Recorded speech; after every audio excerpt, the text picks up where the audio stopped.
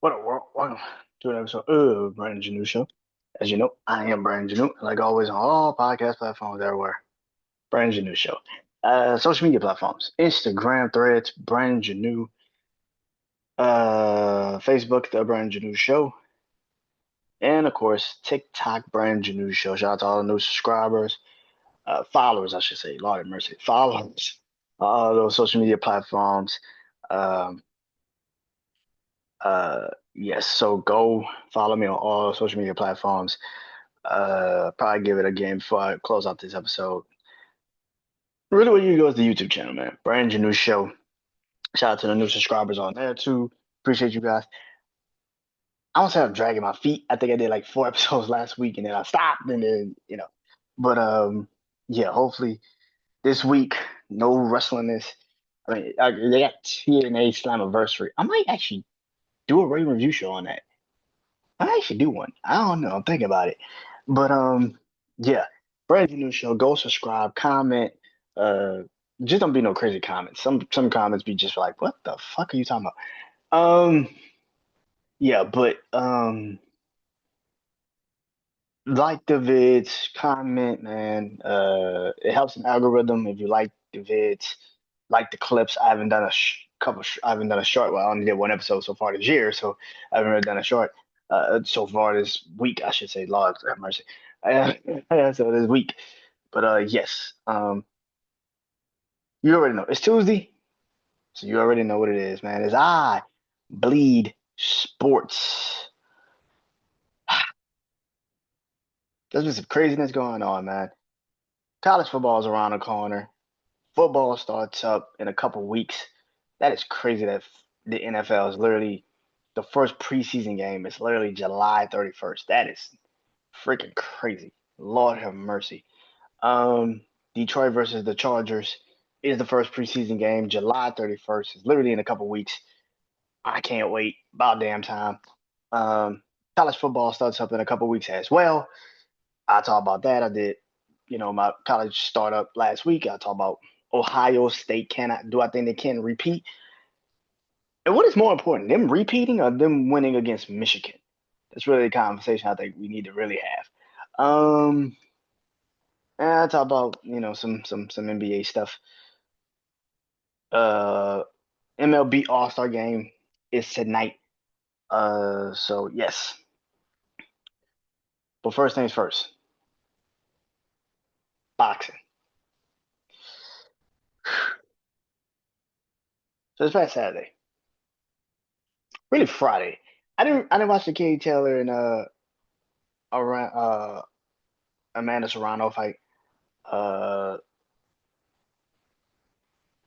to be honest, I forgot they even had a fight.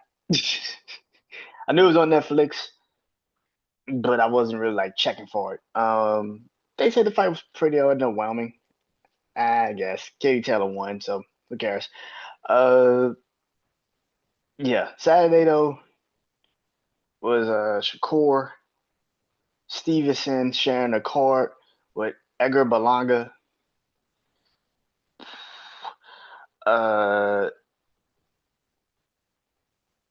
Shakur got tagged in the third round. He got hit by Zapata in the third round. Kind of tagged his ass. He kind of like he buckled a little bit, like oh shit. Um, but for the most part, Shakur did what Shakur does. He defensively was sound. He pot shotted the hell out the guy. I don't know if Shakur has the power to keep people off of him. He just doesn't have it. Devin Haney doesn't even have the power to keep people off of him. They just don't have it. Shakur's a way better boxer than Devin is. I hate to say it like that, but yeah. Shakur's a way better boxer than Devin is. I don't know when if Shakur and Tank ever fight, what the results will be. I don't know. Um, I think Shakur is a defensive, defensively he's defensively sound. Um, I just don't think he has enough power to keep Tank from getting to him the whole fight, and that's where the problem has been. I've never thought Shakur could not beat Tank. I think Shakur could definitely beat Tank. The problem is when Tank finally is like, you know what, fuck this, I'm tired of this shit, and he go gets him. What then? And we never also seen a fight where Tank kind of also been really tagged and had to kind of like stop himself. And so I don't know what type of pop shot would actually hurt Tank. Um,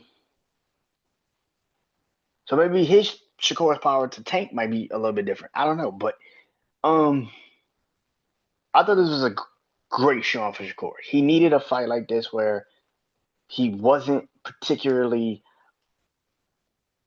I don't say running, but he stood right in front of the man and made him come get him. And if you want to, if you want to beat me, I'm gonna stand right in front of you and let's see what happens.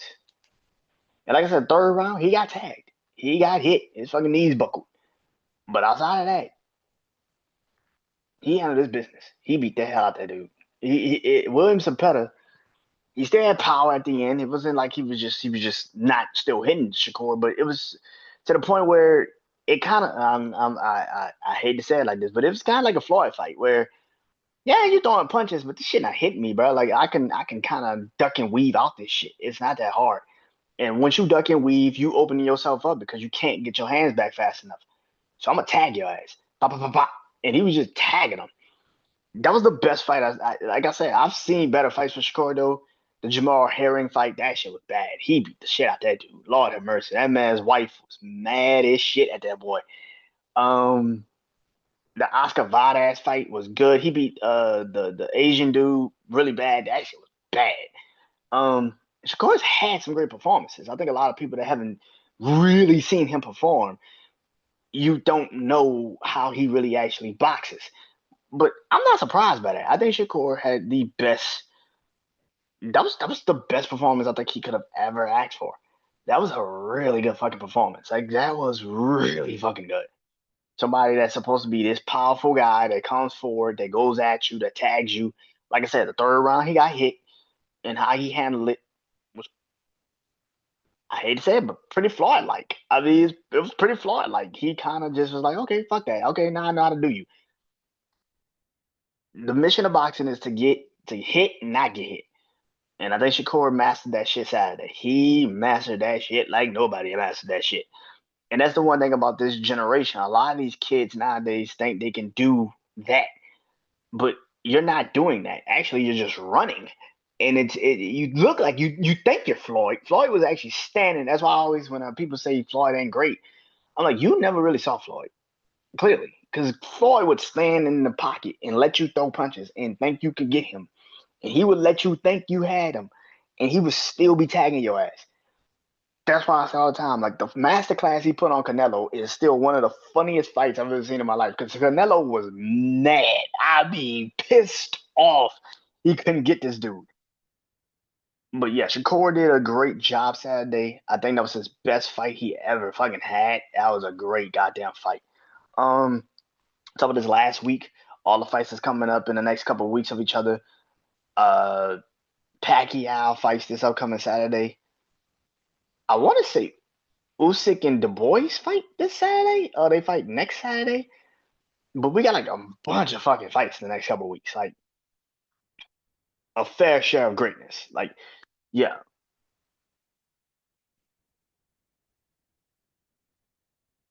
sorry. Um, yeah, a fair share of greatness, a fair share of great fights coming up soon, and I can't wait for it. If I get to one of those fights that will be coming up soon, was announced. Edgar Berlanga. He also was on this call with Shakur. He was the main event. I don't think he should have been, but that's another time I'll talk about. Edgar Berlanga uh, got knocked out. Um, and of course, people are going to make up excuses why this shit happened. Oh man, if Canelo couldn't knock him out, why the fuck did this dude do it? Because Edgar thought he can bully this kid. That's why. He left himself open to getting tagged. He didn't do that shit with Canelo. That's why he didn't get knocked out by Canelo. You don't know boxing. He knew what Canelo was capable of. This kid, he didn't give a shit about. He thought he could just go in there and he could just outpower him and outbox him. And he got his ass knocked out for it. Which brings me to what I feel, and that is Edgar Berlanga should have stayed his ass at Top Rank.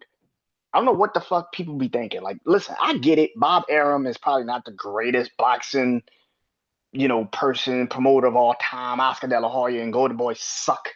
I get that. But some of these fucking dudes was protected, like super fucking protected. He is one of them. He like I remember when I first watched this kid in Top Rank in like 2016, 2017. He was knocking motherfuckers out. I'm talking about first round knockouts. And now the Canelo fight, you were too, bro. You just did not deserve that fight. I don't give a fuck what nobody say. Like you didn't deserve that fight. You didn't earn it. You never earned that fight. Canelo cherry picked the shit out of you, and you took it because you thought you were ready, and you fucking wasn't. But this fight this past Saturday, you just got your ass whooped, and that's just point blank. Period. You just got your ass whooped, sir, and that's it. Top Rank protected a lot of these fucking kids. They kept them from fucking up tremendously. He is one of them. If he would have never just jumped out there and was like, oh, I'm ready to take the big fights and left Top Rank, bro, you could have sat there at 30-0 with a 20 some knockout streak. And yeah, eventually you would have had to get in the ring with somebody to prove you are that guy, and eventually you would have gotten your ass whooped. But these types of fights where you get in the ring and you get your ass handed to you, it only makes you think that damn, you could have stayed where you was. That shit was bad. That was a bad, I mean bad fight Saturday. That was a bad fight Saturday. He just didn't have a chance. That kid beat the shit out there.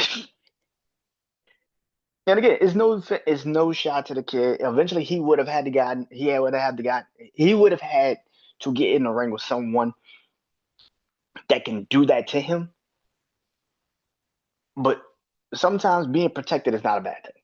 He should have stayed his ass at Top Rank. That was ridiculous. Which brings me to a fight that got announced, and that's Devin Haney versus Brian Norman Jr. This is happening. Devin Haney's been doing a little bit too much. Listen, I know there's Devin fans in this world. I know that this is something I say about sports nowadays. You like the person, not the actual sport. I'm not saying Devin can't beat Brian because he can definitely beat Brian Norman. It's boxing. Anything can fucking happen. But I feel like the problem with Devin is you're going in there with another guy that can kind of counter you and fuck you up. And you're not also the bully.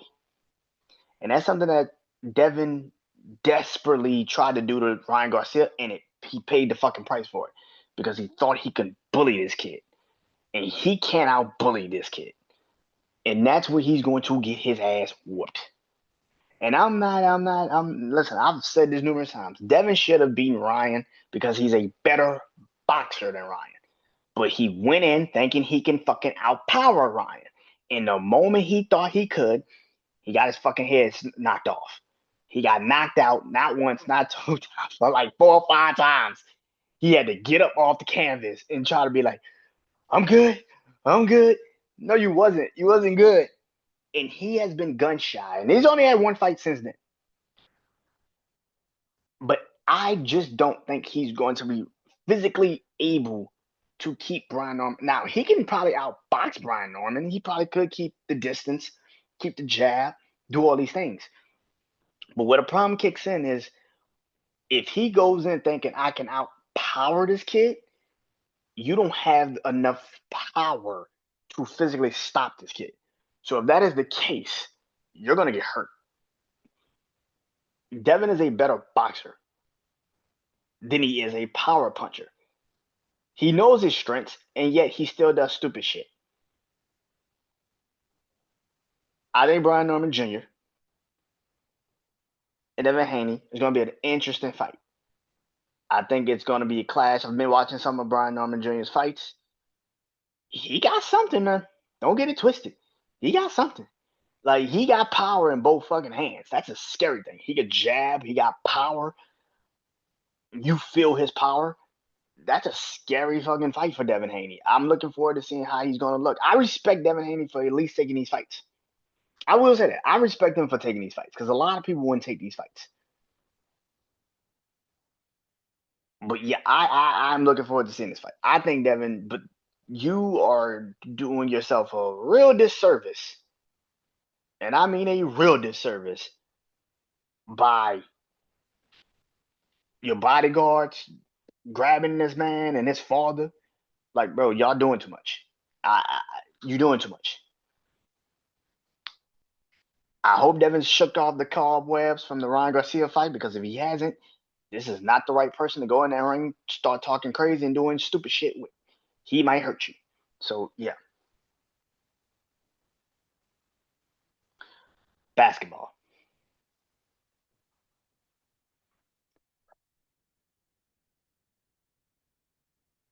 So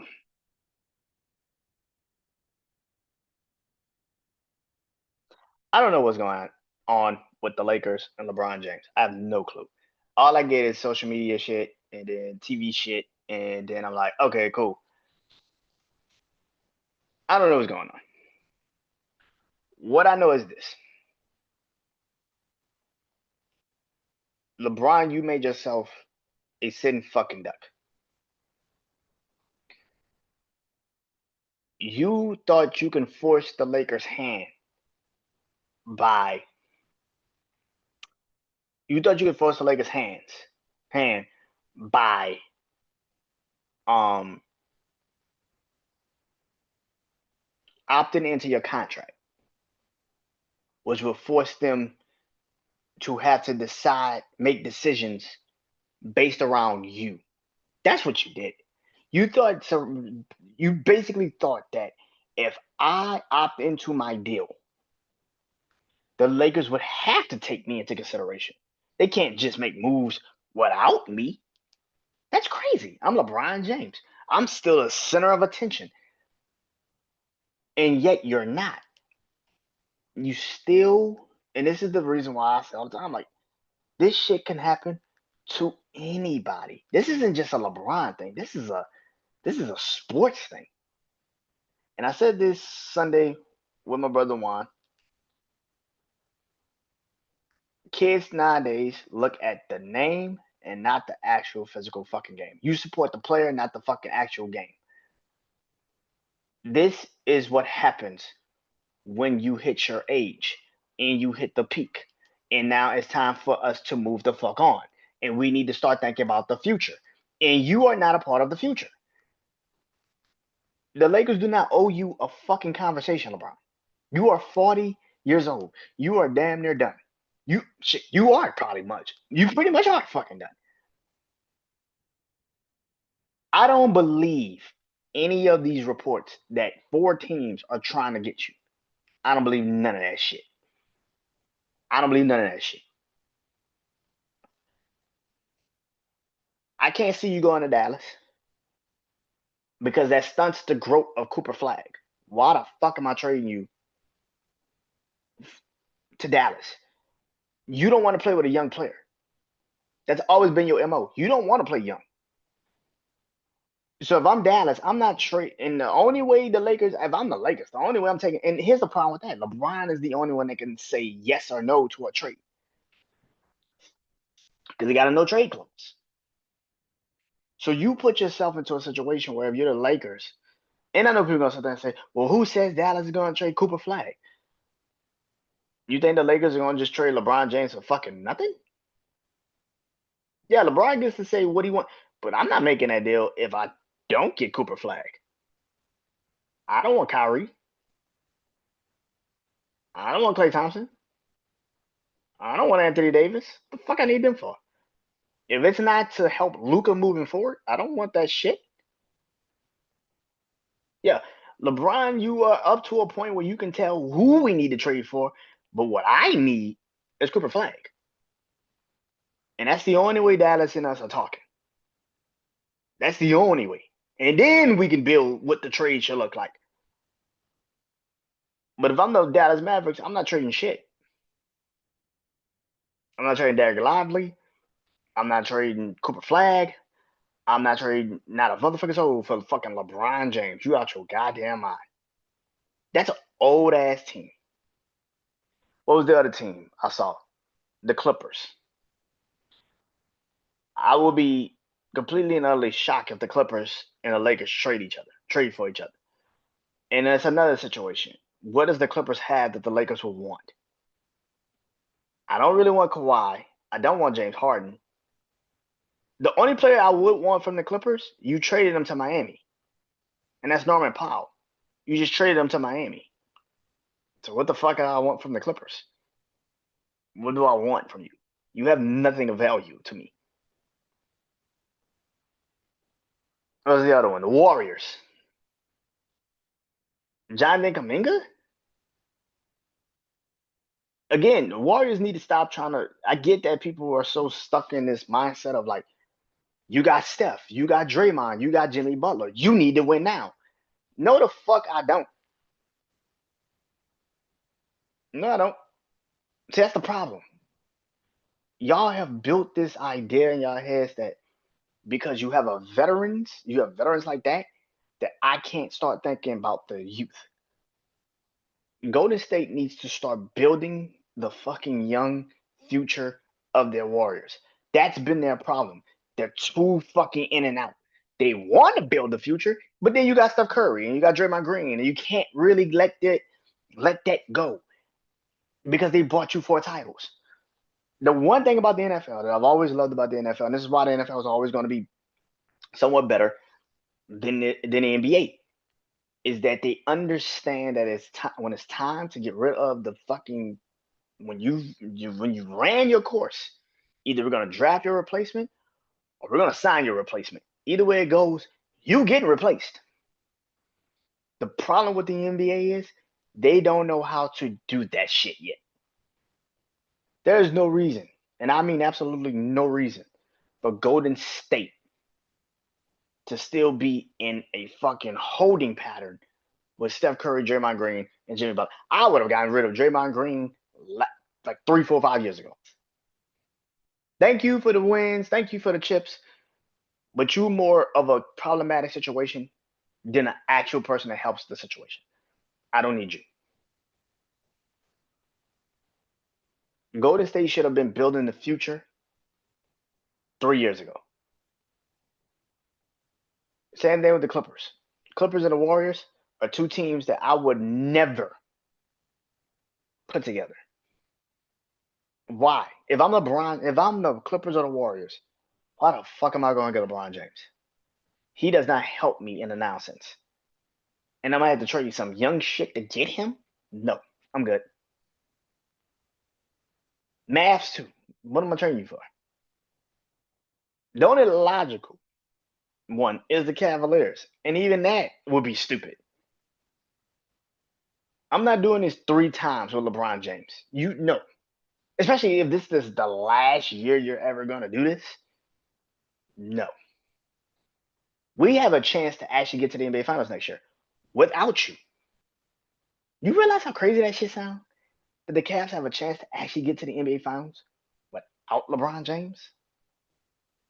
Darius Garland, Donovan Mitchell, Evan Mobley, Jared Allen. The Cavs have a chance to get to the NBA Finals without LeBron James for the first time in franchise history. Is he really a game-changing, put you over the line piece? Fuck no. I wouldn't do this trade. LeBron fucked himself. And this is how I think this drama should end. Retire. Retire. You have no idea. You are still thinking that you are the center of attention. Now I get it. People are gonna sit there and say, "Well, you are talking about him, so he isn't." Shut the fuck up. He needs to retire. He needs to retire. Reason why is because, bro, I'm not beholden to you. I'm not beholden to your future. I don't give a fuck about your future. You are a right now player. And right now, you're not worth the assets. Not worth the assets. If I was the Lakers, I tell LeBron this: listen, you control what we do with the trade. You control all of this shit. So I'm gonna give you an option. Either you play for us this year, or you fucking retire. Either you play for us this year, or you fucking retire. Either way it goes, I don't give a fuck what you do.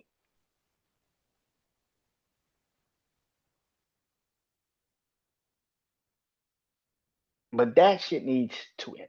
Rich Paul and LeBron not talking to the media, doing the what the fuck are you there for, bro? Why are you sitting there?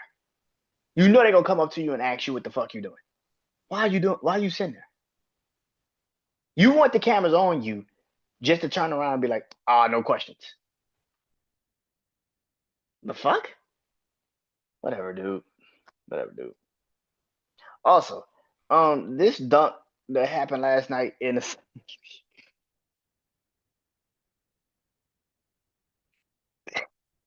yo, dude dunked on this man, bro. That shit. Yo, I laughed at this picture for an hour straight. Every time I see this picture, I bust out fucking laughing. Yo, whoever did that to that man, that cameraman is dirty. And the Patients reposted it on social media. That cameraman is dirty, yo. That nigga's a hoe for that shit. And he made the face while he was trying to block it. But after his face was still that way.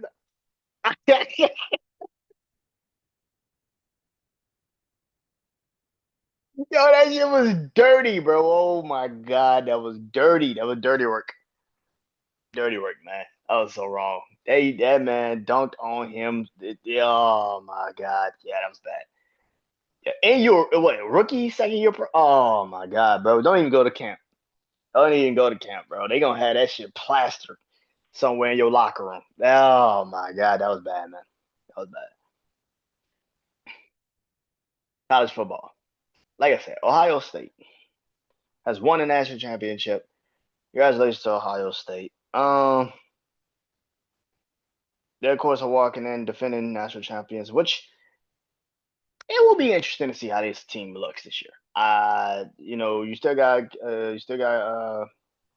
Downs, you got Jeremiah Smith, the receiver. Um, Will Howard, who was your quarterback. Both of your running backs are gone. Um, I want to see how Ohio State's gonna look this year, which brings me to could they really weep? Could they really repeat? And if I look at the Big Ten, you got Penn State. Drew Allender is still there. Listen, I'm not a Penn State fan. Every year Penn State has these amazing good teams, and then they play against Ohio State or Michigan or Ohio State, and they get their ass whooped. I will never be on a Penn State hype train ever. I don't give a shit. James Franklin, respect to you, but that hype train shit is dead. I will never be on Penn State's hype train ever. I've seen it too long. I've been watching college football my entire fucking life. There's never been one time where I thought Penn State was the best fucking team in the Big Ten or in the college football playoffs. Ever. Ever. I can't buy into the hype. I will never buy into the hype of Penn State. Fuck out of here. Ohio State, you got Penn State, of course. You got Michigan. I hope they have a better year than they did last year. I really hope that. Um, Michigan, you got who else in the Big Ten? USC and UCLA. I think UCLA is gonna be way better than people think. I think UCLA is gonna be really fucking better than people think. I think USC. I actually think UCLA is gonna be better than USC. Yeah, I think I think UCLA is gonna be way better than USC. Um, I think Washington is a team that everybody's not really talking about in the Big Ten, but I think Washington surprises some fucking teams this year. I think actually Washington actually gives Ohio State a run for their money for the Big Ten championship. Um, Oregon, of course, Oregon's there. As long as they got their head coach, they're gonna figure something out. Yeah. So the Big Ten is a pretty, of course, Wisconsin, Iowa. Those weird teams that got really great defenses just sucks at offense. Maryland, who's really great at offense, sucks at defense. Uh, that shit is weird, bro. I don't know what you want me to tell you. That shit is weird. The defense. um, but yeah, man. Do I think Ohio State could repeat? More importantly, do I think Ohio State could finally beat Michigan? To be honest, is in a big house. Yeah, it's in Michigan this year, actually, because I think they played Ohio State and Ohio State last year. It's in a big house this year. Um, Michigan's one of those teams that I've said is an interesting team. Of course, they took Bryce Underwood from LSU, and he is now in Michigan. I don't know if he starts this season. I don't know if you let a true freshman start at quarterback this year. That will be pretty freaking interesting to see. Um, but why not? I guess if you have no quarterback at this juncture. Um, what do I believe? Do I think Ohio State could repeat or can they be Michigan? Which one? Do I think they could do both or do I think they could just do one and not the other? I think Michigan's defense has been intact for a very long time. I think Ohio State has had a very hard time of stopping, actually understanding how to beat Michigan's defense. And what Ohio State's offense, I don't know who's the quarterback at Ohio State. I have no idea who the quarterback is at Ohio State. Um, I think this is going to be a very hard year for Ohio State. Not saying they're going to fall off a fucking cliff or anything like that, but I think this is going to be way harder than people think.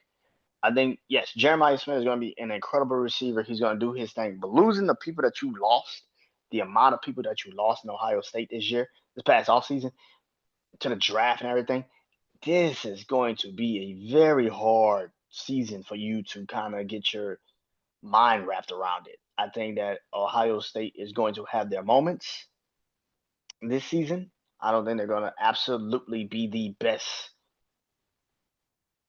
team in the Big Ten. Like I've said, I think Washington's going to be better than them. I think Oregon's going to be a team that Ohio State's going to clearly have to worry about. And there's some teams that nobody's even talking about. Like I said, like UCLA, I can easily see UCLA beating the hell out of Ohio State. I can see it. I can definitely see it. Um,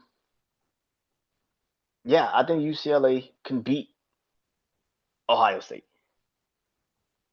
I'm looking forward to seeing. I don't know. Like again, I'm not on this Penn State train. I don't give a shit how good Penn State look on paper. Until you play Michigan and Ohio State and you beat them, I don't give a shit how good you look on paper. Not a drop. I don't give a fuck.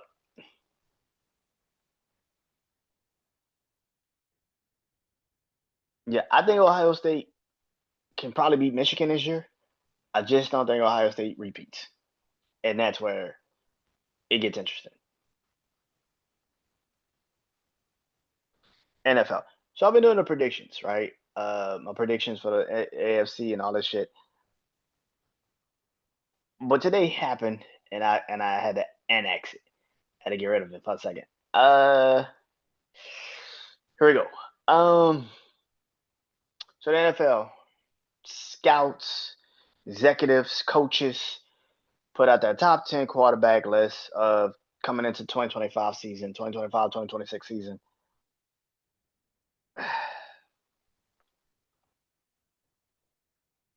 So this is the NFL's top 10 list of quarterbacks coming into this season. Number one, Patrick Mahomes, obviously. Number two, Josh Allen.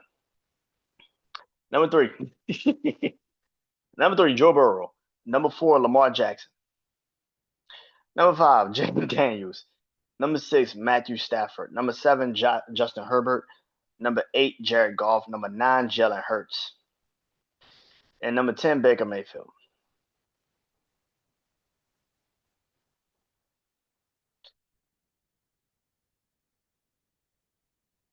I don't know who the fuck creates these lists. They say coaches, they say scouts, and they say executives. Okay. And no planet, and I mean no planet, that you watch Justin Herbert in two playoff games, choke away fucking playoff games, and you still sitting there trying to tell me he's better than Jalen Hurts because of talent. I don't give a fuck about your talent.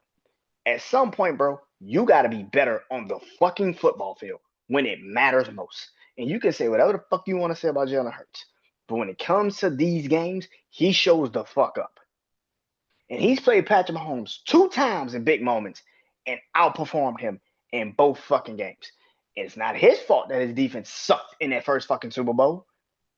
They couldn't get no pass rush on Patrick Mahomes. And in this Super Bowl, it was over before it even started.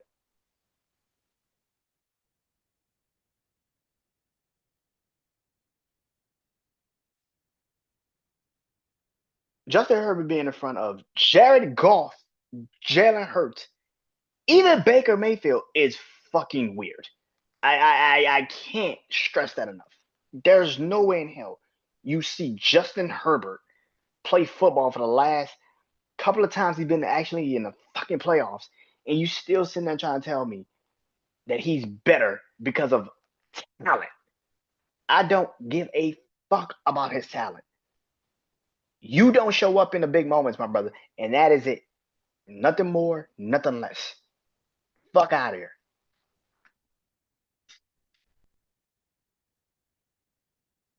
There's no way in hell he's seventh. Fuck kidding me? Matthew Stafford being six is weird. I would not have Matthew Stafford at six. The only reason why you got Matthew Stafford at six is because he's in Los Angeles. He's with the Rams, and y'all think Sean McVay is an offensive guru. Matthew Stafford's one of those, and I can actually let Matthew Stafford slide. I still would have Jalen Hurts in front of him. Shit, I even think Baker Mayfield is better than Matthew Stafford right now. That's just facts. I believe that. Jay Daniels being five. Is it a little bit of an overreaction? Maybe to what he did last year. Possibly. I wouldn't be surprised. Yeah, probably. But that is, again, overreaction. But it's not like he don't deserve to be on the list. The fact that CJ Stroud is now on this list is very disturbing to me. I don't know how CJ Stroud's now on this list. I get last year wasn't his best year, but Jordan Love. I mean, Jordan Love was pretty much banged up for most of the year, but Jordan Love now on the list is fucking weird. I'm just happy Sam Darnold isn't on this list. No fucking somebody would put Sam Darnold on this list. And also Dak Prescott. Like, what the fuck are you looking at? Like, oh my god, yeah. Also Brock Purdy. I'm like, bro, really, nigga, Brock Purdy, really, bro? Yeah. Last year's list was weird. I remember last year's list. That shit was kind of like, this is worse. This is I would say worse, but it's just the order is just so fucking stupid. There's no way in hell that I can even put Josh Allen in front of Joe Burrow or Lamar Jackson. I'm sorry. I think y'all give Josh Allen too much fucking praise for fucking nothing. Oh, he runs the ball, he throws the ball, so he's Lamar Jackson. Well, he shows up in the playoffs. This was his first AFC Championship game since 2020. What the fuck are you talking about? For the last couple of years, he's fucking choked in the playoffs. The fuck are you talking about? But nobody talks about it because you lied to yourself. Ah, oh, look at his stats, his numbers.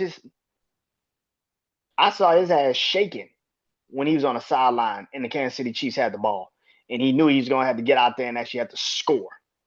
I saw his ass shaking, like, oh, I don't want to do this. I don't want this pressure. I don't want to do it. And then he goes out there, he throws the ball, and literally triples fucking damn near quadruple coverage. And y'all sat there and blamed Dalton Connect because he couldn't catch the fucking football. You fucking crazy? Are you serious right now? The one time his defense actually stopped Kansas City, they gave him the ball. Hey man, win us the game. He fucking folded. The last couple of playoffs he's actually shit the bed. But y'all give him praise for one fucking game in the playoffs. One. Where his defense just gave up. And I said even then, I didn't believe they were the number one defense in the fucking NFL. But y'all give Josh Allen praise for nothing. He plays in a worse division than even Patrick Mahomes, which is crazy. He plays in a worse division Every year he should win it. The fuck you. Yeah, I don't understand the praise that Josh Allen gets. I don't fucking understand it. I get that he's talented, great, whoop de fucking do. But bruh, you have. I don't think you're better than Joe Burrow. I think if you and Joe Burrow play, Joe Burrow's gonna whoop your ass. I don't think you're better than Lamar Jackson. I just don't. Shit, to be honest with you, man, you better hope and pray CJ Stroud don't get a good offensive line. Because if he gets a good offensive line, whoo, shit is gonna be over for you. It's gonna be over for you. And you better hope and pray Cam Ward don't also take off. Because I don't see the point of you being in the top anything. You get praise for nothing. You kind of, sort of, maybe, probably could, maybe one day, maybe I don't know. This might be his best chance to be Patrick Mahomes. That's really what the fuck you get praised for. And then when you lose, it's not your fault. It's the defense, or it's the head coach, or it's the. There is never gonna come a time where I'm gonna give a fucking MVP to a player that I saw throw the ball 30 fucking times and only completed 8 fucking passes in a game. And that's the same year he won the MVP. Get the fuck out of here. Are you fucking crazy? Fuck out of here, man. Number one. This is my top 10. Number one, I give it to Patrick Mahomes. There's only one reason why I gave it to Patrick Mahomes. Because he won. He's got the rings. He's got the MVPs. And for right now, until somebody truly knocks his ass off the mantle, he's the guy. He's the guy. Number two, Lamar Jackson. I don't give a fuck about y'all little whatevers about Lamar Jackson in the playoffs. I don't give a fuck. He's actually getting better in the playoffs, and y'all would never acknowledge it because you just don't want to say that. You have your ways about him. Well, he sucks in the playoffs. The last couple of playoff appearances he's been in, he's actually outperformed the quarterbacks on the other side. That first half was terrible in the Buffalo game, but nobody gives him praise for the second half. The fact that he actually brought them back in that game, he gets no praise for it because it fucks up your narrative that Lamar Jackson is not good in the playoffs. It fucks up your narrative. And that's really what you want. You want this narrative that he just doesn't know how to play in the playoffs. And that's a fucking lie. As a lot of his games in the playoffs have been great, no. But to sit there and pretend like he hasn't been way better than he's been portrayed to be in the last couple of years, it's fucking ridiculous. It's not his fault that Mark Andrews dropped the fucking football not once but twice. And if they would have came back and won that game, what the fuck would you have said then? Because I think they beat Kansas City if they played in the AFC Championship game. I think Baltimore beat the shit out of Kansas City. I think they beat the shit out of Kansas City. That defense at that time was starting to roll. Number three, Joe Burrow. This is pretty goddamn obvious. Joe Burrow's three. I don't need to explain it. He's three. Joe Burrow's the best. Oh my god, yo! And then this picture again of this kid. I am so sorry for this kid. This kid is going through hell today. Like, I hope this man block a shot, dunk on 3 people, because this shit is going to live in infamy. Lord have mercy. That picture is fucked up. Oh my god. Yeah, that's just wrong, bro. Joe Burrow's 3 though. There's nobody that I think is a better pocket passer, awareness. The man, yes, you can sit there and say Jamar Chase and T. Higgins. When you got those types of receivers, who needs that? Joe Burrow was doing that shit his rookie year before he got injured. Like, Joe Burrow's that guy, bro. Like, he can fucking play. Stop bullshitting, man. Joe Burrow is that fucking dude, man. Number 4 is Jalen fucking Hurts. I'm so sick and tired of this fucking slander of this kid. Y'all keep sitting here and trying to shit on this man. I'm so sick and tired of y'all trying to shit on this man because he got drafted. Keyword, drafted to Philly. It ain't like he fucking said, hey, man, I want to go to Philly and I'm going to sign a contract and I'm going to be an undrafted free agent and I'm going to end up in. No, he got drafted there. And then they built a fucking team around him. Is that his fault or is that the fucking team's fault? Stop sitting up here and telling me this man is not good. Bull fucking shit. This man was a fucking Heisman Award winning nominee. He was a Heisman candidate his last year in fucking college at Oklahoma. Nigga, stop lying. This man was a fucking Heisman candidate his last year at Oklahoma. Threw damn near 40 fucking touchdowns in Oklahoma. Stop lying, nigga. He was so good, they had him start before Tua in Alabama. Y'all niggas just be lying on fucking social media. I don't get this shit. Yeah, is he not what you deem your guy? No, he's not. But who gives a fuck? He wins. Who cares? He wins. I promise you this. He's been in more Super Bowls than your favorite quarterback. And he's outperformed everybody's favorite quarterback in both of those fucking Super Bowls. Jalen Hurts is the fourth best quarterback in the NFL. I don't give a fuck what nobody say. You can sit there and you create whatever fucking little narrative you want to create. Jalen, it's not his fault that he got drafted by Philly. It is not his fault that they put him in that offense with that offensive line that was already there. It's not his fault that he got A.J. Brown that got traded to him. Devontae Smith that got drafted to him.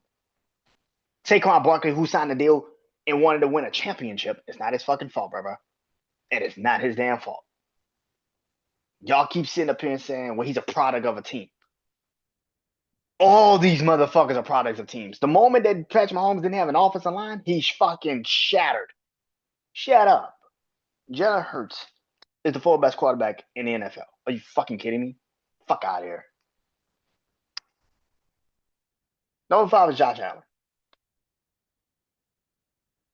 Is Josh Allen. I truly believe you have won this division and you were supposed to. You were supposed to do what you were supposed to do.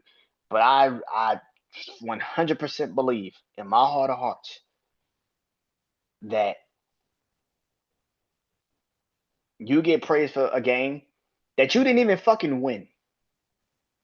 And they have given you praise for that every single, and I mean every single fucking time that I hear people talk. There's not one time where you've actually been a better quarterback in the playoffs since then. Not one. You barely escaped the Baltimore game this past year. You have still not beaten Patrick Mahomes. And when you've actually played Joe Burrow in the fucking playoffs, you got your ass handed to you. There is not one fucking time where I believe you have been the best quarterback on the NFL on the field in the playoffs, except one game, and you fucking lost. And ever since then, they have been praising you and treating you like you're Peyton Manning and Tom Brady. No, it's not. It ain't even nowhere near that same rivalry. Fuck out of here. You can't beat Patrick Mahomes when it matters most. I don't give a fuck. I am done with this. He's kind of no, fuck that. You cannot beat Patrick Mahomes when it matters most. And that's his reality. You can make up whatever excuse y'all want to make up. He just ain't that guy. He ain't that fucking guy.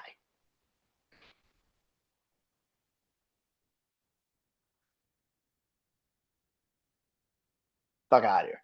Number 6, CJ Stroud. I've never seen somebody 2 years win his division twice. Outperform Justin Herbert in the playoffs when he had literally no offensive line. His receivers were banged up. And he still outperformed Justin Herbert. And yet Justin Herbert's 7 on the list, and CJ Stroud's not even on it? Fuck out of here. Are you serious? Fuck out of here. Number 7, Jane Daniels. I need to see more. I know Jane Daniels is going to be one of the best quarterbacks in the NFL. I just need to see more. That's nothing more, nothing less. Just need to see more. Number 8, Jared Goff. They had him at number 8. I got him at number 8. Number 9, Baker Mayfield. They had him at 10. I have him at 9. And number 10 is Jordan Love. I do not have Justin Herbert on my list. I can't with Justin Herbert. I think he's the same equivalent of a Josh Allen. I think you saw him one time get really good, and you like, okay, he's the best thing on the planet, and he hasn't been since then. So yeah, I truly believe that people have given Justin Herbert this fucking pass. But I think Jordan Love, if it wasn't for his injuries last year, I think he would have proven that he was one of the best quarterbacks in the NFL. Hopefully this year he's a little bit more healthy. The offensive line stays upright. He's now got a number 1 in Matthew Golden. Hopefully this plays out well for him. I think the Green Bay Packers is one of those teams that a lot of people are not talking about really. Crazy to say in the NFC. But yeah.